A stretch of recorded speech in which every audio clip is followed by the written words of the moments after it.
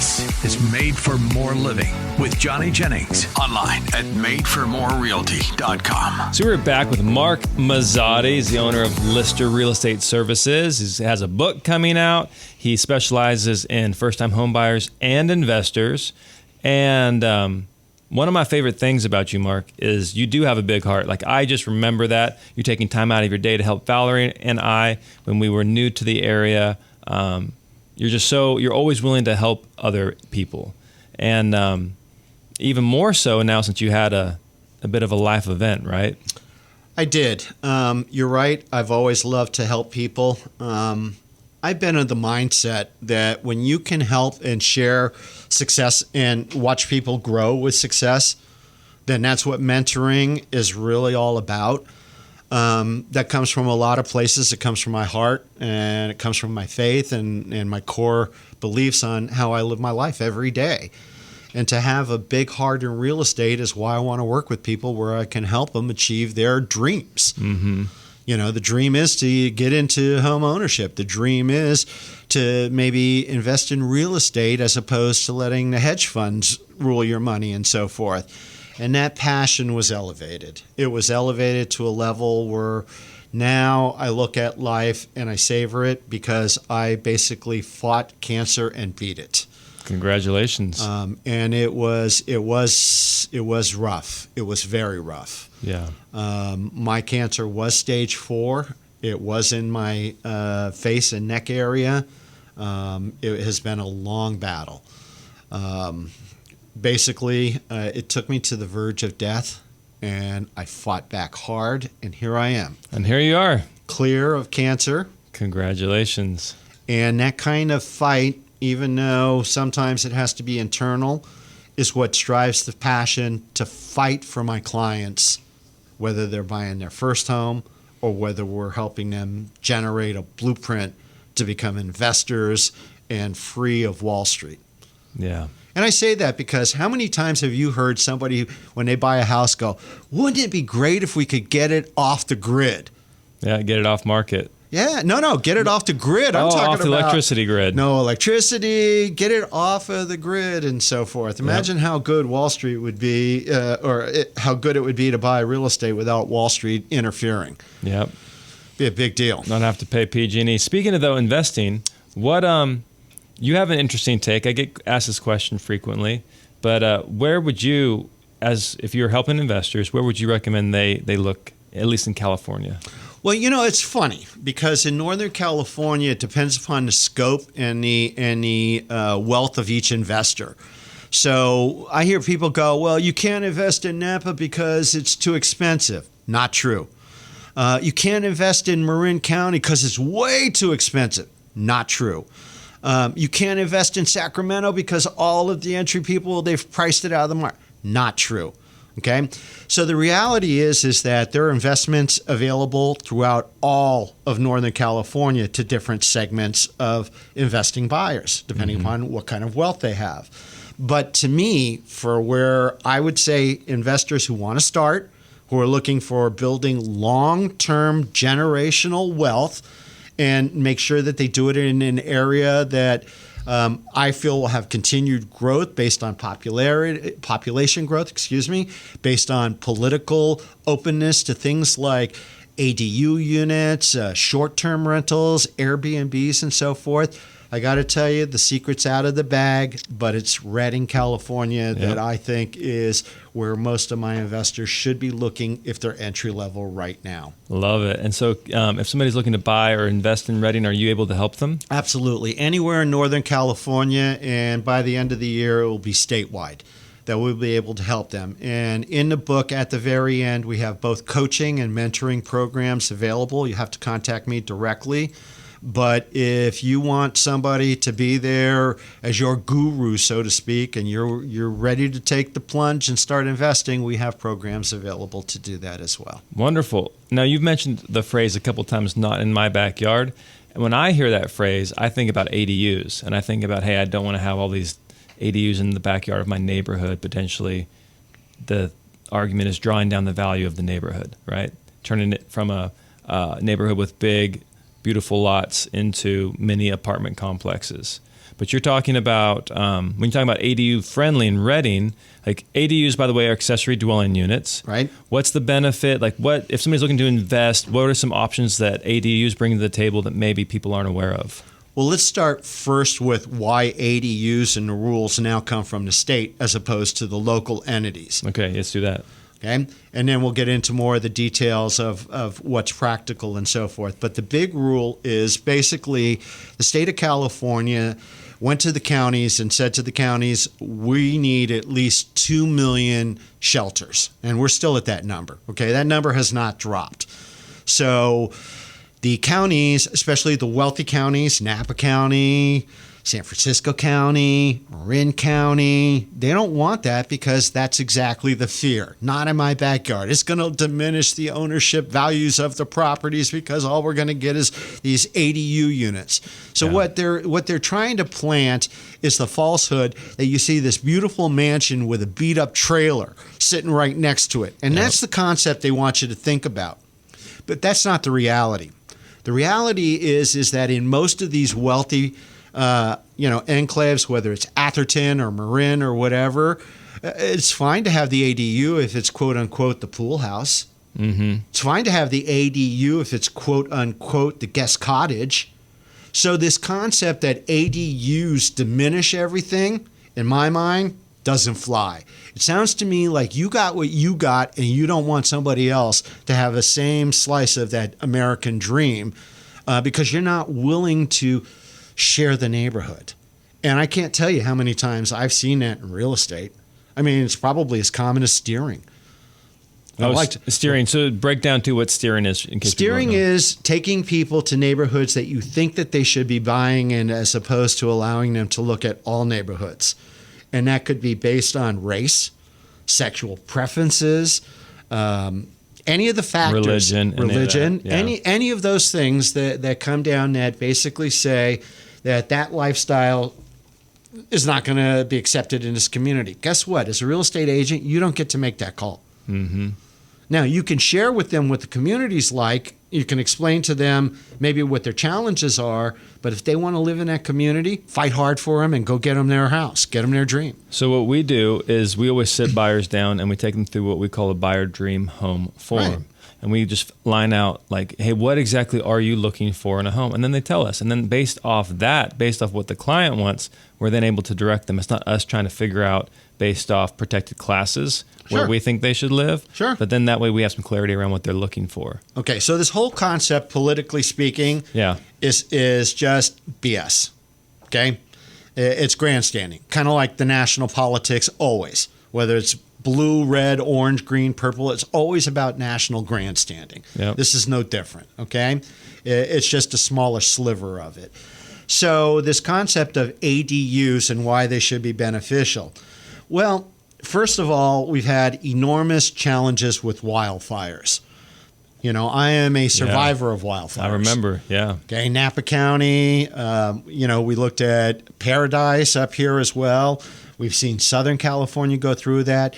You know, that's 70,000 units in the last 5 years of housing that went poof, gone overnight. Oh, well, it's okay because everybody's leaving the state of California anyway. Do you know that it's almost now at 40% of the people who leave are coming back? I believe it. Because Texas doesn't want them. Tennessee doesn't want them. You have California beliefs moving to a state that is so different from where you've come from that just getting that culture shock, a lot of people can't get over it. Yep. Or even just the weather. The pastor on Sunday was talking. He's from Arkansas, and he was like, I don't get why you Californians are moving to Tennessee. It's hot in the summer, cold in the winter, and in the spring and fall, there's tons of bugs. I don't get why you guys are moving here. You know, so people are going out there, they're trying it out, and they realize, hey, maybe the grass isn't greener, and so now they're coming back. I agree with you. So what do we do here in California? How do we get over this first-time investor, this dream of home ownership? Where does it now come to? Yep. It comes down to JADUs and ADU units themselves. So what's a JADU versus a regular? A JADU is a junior ADU, and in most counties, and again, let me put my disclaimer out. What I'm going to share with you is stuff that is based on my experience that I deem reliable, but I am not guaranteeing anything to anybody. You need to do your own due diligence and take your own risks when it comes to real estate investing. Noted. Okay? Now, having said that, when you go out and you look at buying properties today as a first-time home buyer, you can't afford it as an individual in a lot of areas. So what's happening now? Well, I've seen some areas where they're going in, where they're doing a partnership under one SFR, single-family residence, and it's an equity split. I've seen that equity split also move with the addition of an ADU. Now, where would that make sense? Supposing the property was bought on a half-acre lot, it was a 2-1, older 1940s bungalow style. Yep. You match the ADU to conform to the main house. Conformity is a big deal. Do not Mickey Mouse these ADUs and go out and go, oh, that looks great.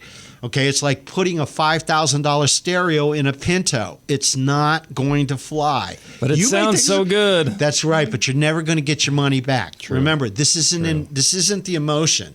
This isn't where you live. If the numbers work and the house is black painted, you buy the house. People don't get that when they're buying their residences because it's emotionally driven. Yeah. You want the dream. Are you ready to give up some concessions to get it? First-time home buyers, yeah, they will. So they then put a 2-2, going back to that. So you got the main house, then you have an ADU, and then the junior ADU is smaller. The junior ADU can only be done in garages. Garage conversions up to 500 square feet. Okay. Okay? So let's say you buy in an area where you can buy a 3-car garage. Okay? In the main house. Now, the junior ADU can only be permitted if you reside in the primary house. However, once the permit is there and you no longer reside there, the permit does not have to be amended. Again, check your counties. Every county has a different rule and how they play it. But within Sacramento, Yolo, Napa, Solano, most of them, they have certain variations of what we just kind of talked about there. Mm-hmm. So now you have conformity. You put a 2-2. You cap at 1,200 square feet for the second one. Okay? You think about it. Now I lived there. I did my investor. We converted the garage first. We built or bought something that conformed for the ADU. I've got 2 incomes coming. Now I can move my property. I can move to somewhere else, and I can rent the main house. So if you were going to do a rental, what's a normal $500,000 house in Sacramento for sale? What does that rent for on a monthly basis? Oh man, probably $3,500. Yeah, I'd say 27 to 35, depending on the location. Okay, and then you do that times 2 because you have 2 units that are similar size, and then half of that for the JADU. Yeah, so you're up to like $9,000 in a great case scenario versus $3,000 for just the one.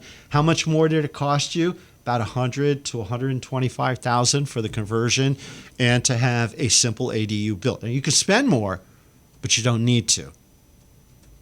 And so all of a sudden, I love that idea because you're basically house hacking, but kind of in reverse, where you're living in the main house, convert the garage, get the garage cash flowing, then build the ADU, get the ADU cash flowing. Then now you can go move, buy, invest, do something else, but keep the garage, the ADU, and then rent out the main house. That's a creative idea. I haven't heard anybody say that.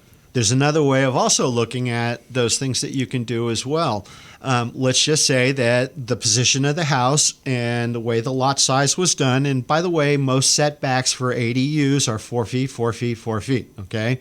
4 feet side, 4 feet back, 4 feet side, okay? So that's typically what most of the counties have for ADUs. So if you're looking in your backyard trying to say, hey, can I put an ADU back here? Go out there and just measure 4 feet away from your neighbor's fences and from your structure. That's right. And make sure that the structure, is big enough on the lot that you're going to have, it's not overhanging. Yeah. And, you're going to open your window and knock on, the main house's window and so forth. But yeah, so that's certainly the first thing you want to do. But a different route in a different area. Let's take Redding, for example, because this is something that could really, really work. Let's say that you found a rectangular piece of property, and in one corner of the rectangle is the primary residence. Now comes to play the possibilities of Senate Bill 9. And what Senate Bill 9 does is it allows you to subdivide the property into up to 4 different parcels and then resell it land deed, just like a traditional real estate sale. So you have a residence on one corner of a square rectangle, let's say the lower left-hand corner, and you could easily look of dividing that rectangle into 3 or 4 pieces. You have to live in the primary house. There's a 3-year, I believe it's 3 years, again, double check, residency requirement, but you build a next unit, you parcel it off, you sell it, boom, boom, boom. So you start at the outline, do that one, sell it, this one, build it, sell it, this one, build it, sell it, keep your primary. Beautiful. I know some guys that have done that. So it's you have a 2 bit ways of a of doing process. it. It's yeah. a process. But Yeah. again, this isn't fix and flip. These are blueprints for success that are long-term, that generate real wealth and are real life, kind of ways that you can control your finances through your retirement. Let me ask you something. If all of your money is in a 401k right now and Wall Street tanks, we have the great stock crash, what are you going to do? Cry. Yeah, but what happens if you have a balanced portfolio or a portfolio that's driven by real estate? What kind of a crash in real estate would really hurt you and force you to liquidate? Well, if you don't have positive cash flow on any of your properties, that could be a challenge. Sure. But as long as you have positive cash flow, it's just You can weather the storm. You can weather the storm. And real estate always comes back. And what people don't know is globally, most millionaires and beyond, people who have generational wealth globally, they didn't do it by stocks. They did it by real estate. In most of the countries around the world, real estate is their wealth building tool. Stocks are an add-on. Mm-hmm. Yeah, or it's how they made that's how they made their money, but then they try to leverage it into long-term assets. That's right. Yep, generational stuff. That's right. So when we come back, though, I still want to get your take on what's going to happen in the market in the next 6 to 12 months. Back after this. We get it. We know you are busy. Your schedule is jam-packed with all kinds of different activities, family, work, home life. And that's why Johnny Jennings is out to make things simple and easy for you. Listen to this. If you're thinking about selling your home, but you're concerned about all of those repairs that need to be done, or doing open houses and organizing everything on your property, don't overcomplicate it. It's really simple and easy. Johnny Jennings will give you at least three cash offers on your home, and check this out, in as-is condition. No extra work needed. Just simple, easy, quick. 3 cash offers on your home in as-is condition. It's not too good to be true. He does it all the time. So if you want to find out more about this offer from Johnny Jennings and Made for More Realty, all you got to do is Google Johnny Jennings with Made for More Realty. Again, just Google Johnny Jennings with Made for More Realty for this special offer and get more for your home.